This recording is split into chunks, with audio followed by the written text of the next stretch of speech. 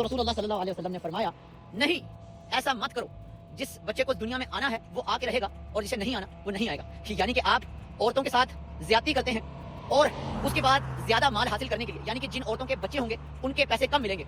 जी हाँ, एक औरत का मतलब है कि ज्यादा पैसे, ज्यादा घोड़े, ज्यादा माल, और अगर उसके साथ बच्चा होगा तो फिर उसकी कीमत उतनी नहीं मिलेगी। तो फिर वहां पे ये नहीं कह रहे हमारे आका सल्लल्लाहु अलैहि वसल्लम खातमुन नबिय्यीन कि ऐसा मत करो, आप उन्हें आजाद कर दो या उनसे निकाह या शादी कर लो। वहां कह रहे हैं कि अगर आप उसकी जिंदगी बर्बाद कर दो ताकि वो सारी उम्र तुम्हारे ताने सहती रहे। बुखारी शरीफ की इस हदीस के ऊपर अमूमन मुल्हदीन की तरफ से दो तरह के एतराज़ात किए जाते हैं। एक इंसानी हकूक या गुलामी के हवाले से, और दूसरा अज़ल और तकदीर के फलसफे पर। तकदीर के मौजू को हम किसी और दिन बयान करेंगे। अहादीस मुबारका से जब भी कोई मसला निकाला जाता है तो उस मौजू के मुतल्लक तमाम तर अहादीस मुबारका को पढ़ा जाता है और सहाबा इकराम की राय बिल मखसूस और राय आमा को सामने रखा जाता है। उसके बाद आइमा और मुहद्दिसीन अपनी हतमी राय पेश करते हैं। तो इस बंदे ने इल्मी खयानत से काम लिया है और लौंडियों और गुलामों के मुतल्लक जितनी भी अहादीस मुबारका हैं, अगर इसने वो पढ़ी होती तो जो सवाल इसने उठाया है तो इस बंदे को इसका जवाब मिल जाता। उस माशरे में औरत की क्या इज्जत कदर होगी, आप इस बात से उस माशरे का अंदाजा लगा सकते हैं कि जहां पर बच्चियों को पैदा होते ही जिंदा दरगोर कर दिया जाता था। जामिया तिर्मिज़ी में 1566 नंबर हदीस है कि जिसमें इस्लाम ने लौंडियों के इंसानी जज्बात का इतना ख्याल रखा कि इन्हें इनके प्यारों से अलग करने से मना कर दिया। आप सल्लल्लाहु अलैहि वसल्लम ने फरमाया, जिसने माँ और इसके बच्चे के दरमियान जुदाई डाली, अल्लाह ताला क़यामत के दिन उसके और उसके प्यारों के दरमियान जुदाई डाल देगा। और सही बुखारी में हदीस है कि जिसने अपने गुलाम या लौंडी को तमाचा मारा या इसे मारा पीटा तो इसका कफारा यह है कि वो इसको आज़ाद कर दे।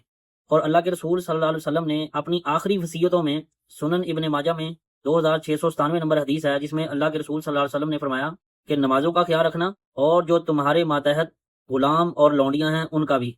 तो इस तरह पता चलता है कि इस्लाम ने पहली दफ़ा किस तरह गुलामों और लौंडियों को हकूक दिए और इस फरसूदा निज़ाम को ख़त्म किया।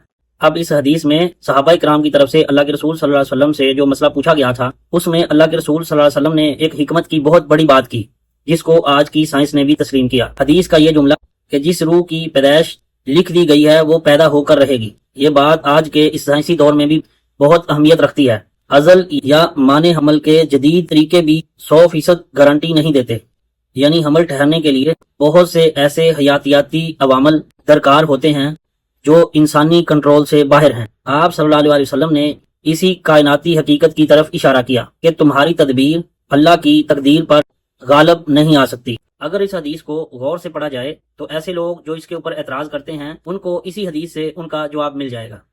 उसकी वजह यह है कि इस हदीस में यह बात वाज़ेह है कि सहाबा इकराम ने जब अल्लाह के रसूल से तो उन्होंने अज़ल के बारे में पूछा, तो जिसका मतलब ये था अगर औरत हामला हो जाएगी तो फिर वो बेची नहीं जा सकती, क्योंकि वो उसके बच्चे की माँ बनने वाली है और जो बच्चा है वो उसकी जायदाद का वारिस बन जाएगा। तो पहली दफ़ा इस्लाम ने ऐसी माशरती इस्लाहात नाफिज की जिससे लौंडियों और गुलामों की ज़िंदगी को बेहतर किया गया। और मुल्हदीन जो है वो ऐसी बेईमानी से काम लेते हैं कि अल्लाह के रसूल सल्लल्लाहु अलैहि वसल्लम के बनाए हुए वो कानून जिसने गुलामों और लौंडियों को आज़ादी दिलाने के लिए जो इक़दामात किए, ये लोग उन इक़दामात की नफ़ी करते हैं। इस हदीस में ये बात वाज़ेह है कि ऐसी औरत जिसके पेट में बच्चा हो उसको इस्लाम ने बेचना हराम करार दिया, और जो उसमें से बच्चा होगा वो उसकी जायदाद का भी वारिस होगा और वो बच्चा गुलाम नहीं बल्कि आज़ाद पैदा होगा।